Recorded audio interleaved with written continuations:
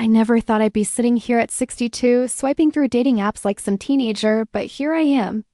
And let me tell you, the difference between dating now and when I was 25 is absolutely mind-blowing. I was this confident 25-year-old who could walk into any bar, make eye contact across a crowded room, and just no. There was this electricity, this rush, this feeling like anything could happen. I remember my heart racing before every date, wondering if this could be the one. God, I was so naive. I thought if it wasn't dramatic, it wasn't real. You know what's crazy? Back then, I thought I had it all figured out, literally that stomach flipping.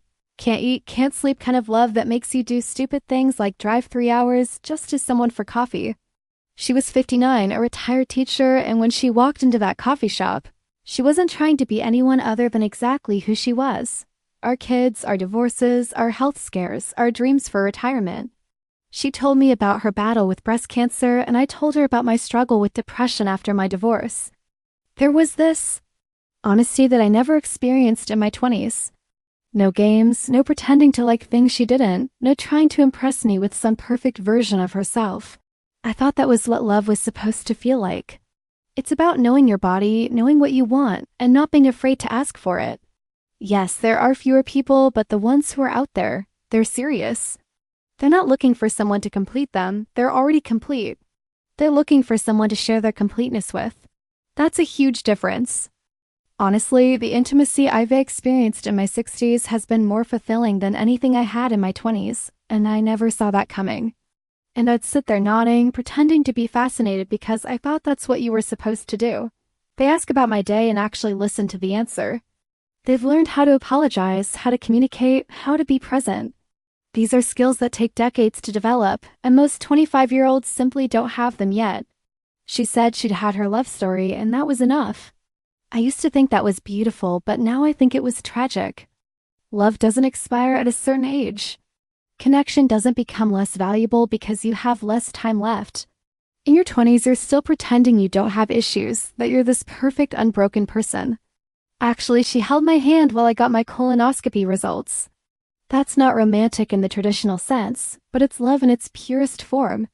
It's showing that for the real difference between dating in your 20s and your 60s isn't just about age, it's about wisdom. And honestly, I wouldn't trade this wisdom for youth.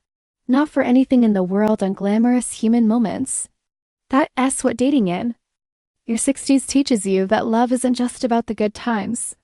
It's about being willing to face the hard times together. The woman from the coffee shop. 62 years old, still learning about love, still getting butterflies when she texts me good morning.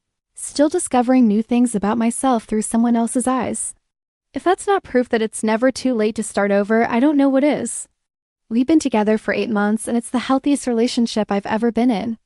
We don't live together, we don't want to get married. We don't need to be everything to each other. But we enhance each other's lives in ways I never thought possible. I know how to compromise without losing myself. I know how to support someone without fixing them. I know the difference between being in love and being compatible, and I know that both matter. It's never too late. The love you find in your 60s might not be the butterflies and fireworks love of your 20s, but it can be something deeper, richer, more real than anything you experienced when you were young. Dating in your 60s comes with its own challenges. Health issues become a real factor. Use that time to become the person you want to be with, the one. Learn who you are, what you value, what you absolutely can't tolerate in a relationship. Travel, make mistakes, break some hearts and get yours broken too. It's all education. I've had dates get canceled because of doctor's appointments, and I've had conversations about medications and surgeries that would have horrified my 25-year-old self. You not just falling in love with someone, you potentially signing up to be their caregiver, and that's a heavy reality to face. I'm still figuring out who I am after my wife died 2 years ago. In your 60s, you're acutely aware that you might have 20 good years left, maybe 30 if you're lucky. That awareness makes every moment more precious, but it also makes every decision more weighted. I might not be ready for anything serious, but I'd love to have dinner with you. That level of honesty? That's self-awareness? You don't get that at 25. In your 60s, you leave with your scars. I have trust issues because of my ex-husband. You're constantly thinking about marriage, kids, building a life together. There's this ticking clock, this urgency. In your 60s, you're not trying to build a life, you already have one. You're looking for someone to enhance it, not complete it. I'm still working through grief from losing my parents. I have anxiety about my health. It sounds depressing, but it's actually liberating. Now? If someone can't hold a real conversation, if they don't ask me questions about my life, if they treat the waitress poorly, I'm out. Life's too short, intense, dramatic, all-consuming. I felt more attracted to her authenticity than I ever felt to any of those perfect-looking 25-year-olds I used to chase. I spent my 20s chasing butterflies. Dating in your 60s is like shopping for a home. You know exactly what you need, what you can't compromise on, and what really matters for the long haul. But I was so wrong. Dating in your 60s isn't about settling. It's about being selective. It's about knowing exactly what you bring to the table and exactly what you need in return. Now, I wear what makes me comfortable, and if someone doesn't like it, they're not my person. It's that simple. Oh my God, talking about sex in your 20s versus your 60s is like comparing a movie trailer to the actual film. Back then, everything was about performance, about being the best they'd ever had, about comparing yourself to their exes. It was all ego and insecurity wrapped up in passion. He was everything I thought I wanted, mysterious, unpredictable. The kind of guy who would show up at my apartment at midnight with takeout and stories about his day. We'd stay up until sunrise talking about our dreams, our fears, planning this perfect future together. But you know what? He was also the guy who would disappear for days without explanation, who made me question my worth every single day. I remember this one guy, Marcus. Oh my God, Marcus, but I stayed. Because at 25, I confused chaos with passion. I thought love was supposed to hurt. And then well, life happened. Divorce at 55 after 20 years of marriage. Suddenly I'm single again, but this time with gray hair, laugh lines, and a completely different understanding of what I actually need.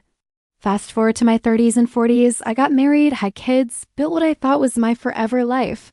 The first time I tried online dating at 58, I literally stared at my phone for an hour before creating a profile.